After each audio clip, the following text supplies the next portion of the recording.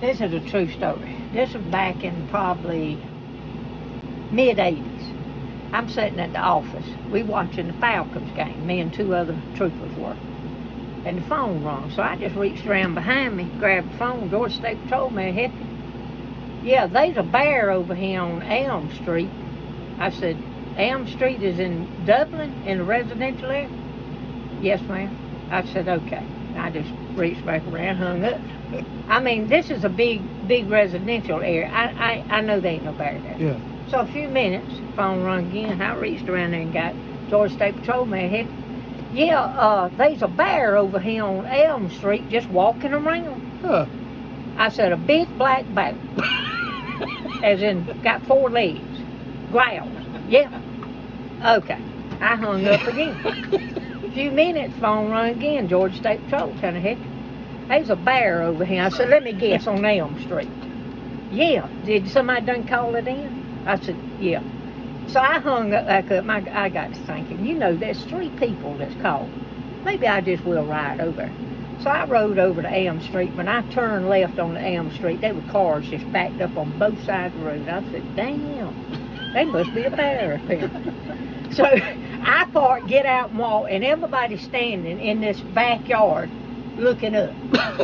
I mean, everybody in the yard looking up. Hundreds of people.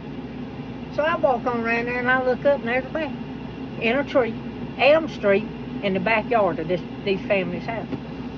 So everybody's trying to figure out how we're going to get that bear down. So DNR shows up and they said, if we can get some power company to bring us a bucket truck, we'll tranquilize it and put that bucket up under it, and it'll fall in the bucket, and we can bring it down, put it in the cage. I thought, that ain't no bad idea right there, so I'm going to watch this. So I stayed around there, and they got that bucket truck. They shot up in amongst that tree and hit that bear. In a few minutes, you seen him just kind of falling over. Then he started really going down, and the bucket truck was right up under him now. Well, he got to where he was dangling at the bucket truck, and his leg got hung in a limb like that, twisted around. So now he's just hanging up there. I thought, this ain't gonna be good. So they decided somebody had to go up there and pull that limb. And they look around at me and they said, you're the smallest one. You go up there, because when you break the limb around, he's going to come in the bucket with you, but you'll be all right. I said, I know it, because I ain't going. I am not going up there with that bear. They said, you're the smallest officer we got here. We got to have you, somebody little enough that the bear can fit down in there. I said, I ain't going. I'm telling you right now, I ain't going. Well, we stood down there and argued about who was going up in that bucket to pull that limb around so that bear could fall down in there. So by that time now, he's waking up. Oh. Well, he woke up and went to jerking and jerked that limb around. He fell on the edge of that bucket and come down the arm of that bucket. Look here, we scattered like a covey of quail. I jumped in some man's car and he said, hey, that's my car. I said, go find you another one. I got this one. I'm scared to death that bear was going to get a hold of me.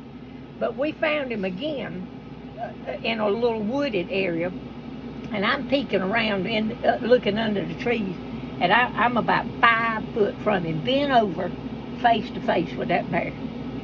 And I thought, oh, what am I going to do? So I just kind of eased my hand back to my gun and pulled it out. I said, don't move, bear. Do not move. Well, DNR says, don't shoot him, Sophie, don't shoot him. I said, you better get him asleep right quick, because I can't move. And they popped him again. He just fell over, and we got him in a basket, carried him back. But who the hell would have thought about a bear being in downtown Dublin, Georgia? During the Falcons game at that. They weren't the whole game because of that damn bear.